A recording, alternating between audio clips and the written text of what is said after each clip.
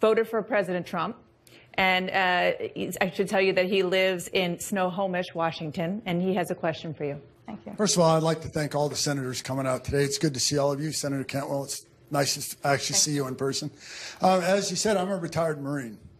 You know, and I feel that every time that there are budget cuts, tax increase, it falls at the expense of the civil servants, such as teachers, law enforcement, first responders, and our military.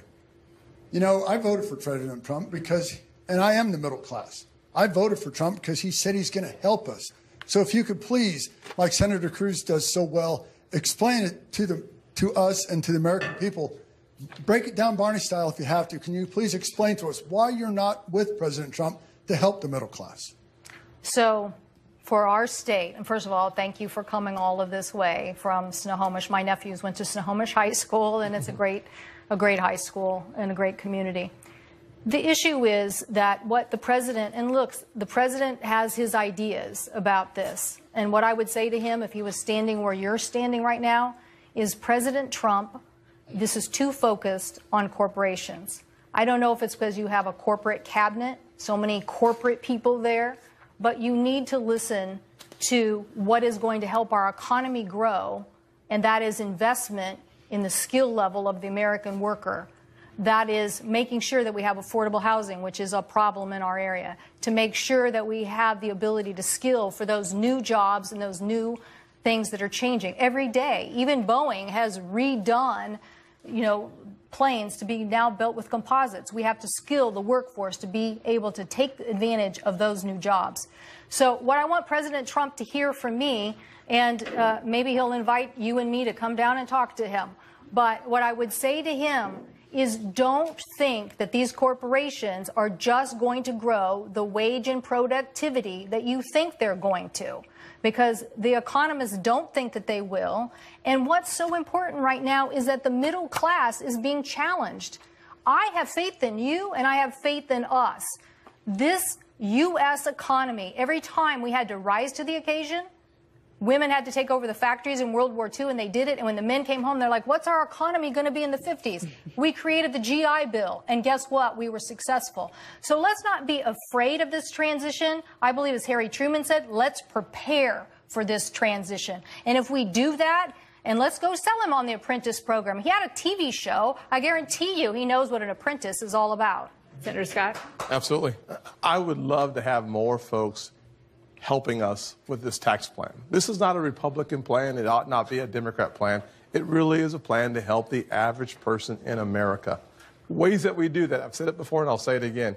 We basically double the standard deduction for individuals from $6,000 to $12,000, for single parents from $9,000 to $18,000, for dual households earners from $12,000 to $24,000. We increase the child tax credit. We help with the earned income tax credit. We grow our economic opportunities around the world. We repatriate about $2 trillion of foreign profits so that we can create more jobs at home. This is a plan that we can stand up and be proud about. So could I just add? Sure. Tim, yes. I don't know how you can say this is not a Republican plan. This is a Republican. This is an American Democrats plan. have been shut out of the process. 60% of the benefits go to the top 1%. The gentleman asked a good question. Why don't we support President Trump trying to help the middle class? I would if he were trying to help the middle class rather than the billionaire class.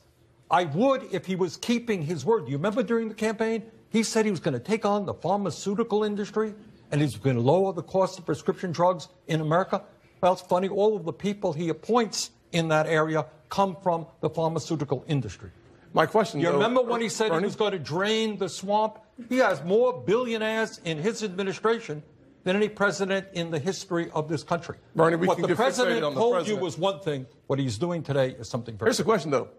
If we cut the taxes of a single mother like Sharon by 75%, why can't we say yes to that? If the typical American today earns around $73,000 and we're cutting the taxes by 60%, why can't we say yes to that? If we're going to grow the jobs of the future here in America, why can't we say yes to that? Thank you. Then can you? I am saying will you yes. vote yes on Friday? Of course I won't. Because you sure? You're giving. Are you sure? I will vote. We have an historic agreement. Let's do it now. Let's make history. All right, let's make a deal. Here is the historic agreement. Let's make a deal. Shock Mitch McConnell. Announce right now you are not going to be voting for that disastrous tax bill. Oh, my goodness. Say you want to sit down All with I'm saying, Maria and myself. Bernie, we're right here. Bernie, we're right here. We have a great opportunity. One minute. Let us create a tax bill that works for the middle class. But Bernie, here's the reason why there are no Democrats working with us. You want to raise taxes. We want to cut taxes. There's not a compromise. And let me point out, John F. Kennedy cut taxes, cut corporate taxes. You would have chased John F. Kennedy out of the Democratic Party because what he says is word for word what we're saying. Cut taxes, leave more money in people's... Well, you have just told people, we're not going to work with you because we think you will do thus and such. That's not the way politics is supposed to work. Not one Democrat is willing to work with us. Open the damn door and we will work. The door is open. Hold it.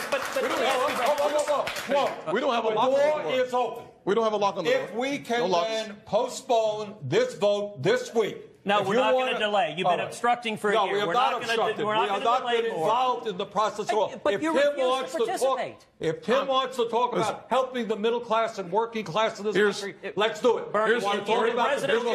In the presidential race, your tax plan jacked up taxes on everyone. No, that's what you proposed. In the presidential, my campaign, we made public colleges and universities tuition free. And by jacking up taxes on everybody. In my presidential campaign, we put $1 trillion into rebuilding our crumbling infrastructure and creating 15 million jobs. In my presidential campaign, unlike you, I believe that climate change is real. It is devastating. And we put money into transforming our energy system away from fossil fuel. Last word on this is from Senator Scott. This is obviously good for TV, but it's not really good for understanding the tax reform that's an opportunity for the average person. I'll say it very simply. Very simply. There is a way for us to make sure that the middle income folks have more of their own money to take home in each paycheck. I have Democrats working as a part of the tax bill. There's an Investing in Opportunity Act that I sponsored. My co-sponsors are Cory Booker, Senator Peters from Michigan, Democrat, Mike Bennett, Democrat. There is a bipartisan coalition looking for ways to address the needs of the distressed communities where 50 million Americans live. If we want to do the right thing, this is one of those opportunities. So I want to move to another question from the audience. One group that could face higher taxes under the House Republican tax plan is graduate students, because the bill would count tuition that the university waives for graduate students, counts it as taxable income. Now, that's not in the Senate bill, but it is in the House bill, so it is something you're going to have to address one way or the other. I want to bring in Sarah Bajani. She's getting her Ph.D. at Michigan State University, and she has a question for Senator Scott. Senator Sarah? Hi, this is exciting. The average graduate student at my university currently makes $15,000 a year. If we were to be taxed on the tuition benefits that we receive, many of us would be paying almost a third of our salary toward federal taxes. At other universities with higher tuition rates, the situation is even worse. When the Senate and the House bills head to reconciliation, this question is for both Senators Cruz and Scott, really, how will you guarantee that graduate students don't bear the burden of new corporate tax cuts? Will you commit to keeping new taxes on graduate tuition waivers out of the final plan? I'll just tell you that it's in the House plan. It's not in the Senate plan. I believe that the Senate plan will emerge out of the conference being the plan that we go forward with. So the good news is the answer is yes, number one. Number two, when you look at the long-term opportunities for a student coming out of college, when our unemployment rate's at 4%, and our economic growth is at 3%, your wages are going up. This is good news. It's a good time to be you. Senator Sanders? That is what you described is just an example. I mean, it's tax breaks to billionaires and telling young working class graduate students that their taxes are going to go way, way up. And you know what that will result in? It will result in many young people not being able to go to graduate school. Brandon, it's just simply false. The question was, Will you do what is in the House plan? The answer is no. All right, so you're committing. I am. Senator Cruz? Well, look, I agree with you. We shouldn't be taxing tuition benefits. It's not in the Senate bill, and I'm quite confident it won't be in the final bill. But let me say, the objective of graduate school is not just to do graduate school, it's to get a job afterwards. And one of the problems young people have had the last 8 years is we've had stagnant growth. And, you know, the nice thing is there's an old saying, those who fail to learn from history are doomed to repeat it. We had 2 presidents who served 8 years who had dramatically different approaches on taxes. Ronald Reagan served 8 years. Barack Obama served 8 years. Ronald Reagan cut taxes and simplified the tax code. Barack Obama raised taxes. Now, what happened? We can look to the results and see which works. And I've got a few charts here that the TV camera can zoom in on. Let's talk about young people. You're a graduate student. Under Obama, median increase for ages 15 to 24 was 9%. Under Ronald Reagan, it was 55%. Tax cuts work for young people. How about women?